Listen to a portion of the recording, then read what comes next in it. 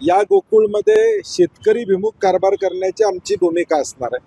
त्यामुळे थोडं 5 तारीख झाल्यानंतर नेमकं काय होतंय, प्रशासक येतोय, आहे त्या बॉडीला कंटिन्युएशन मिळते, त्याच्यावर मी प्रतिक्रिया देणं संयुक्त राहील. त्यानंतर कारण की शेवटी आता ते महायुती म्हणून लढणार म्हणून त्यांनी जाहीर केले.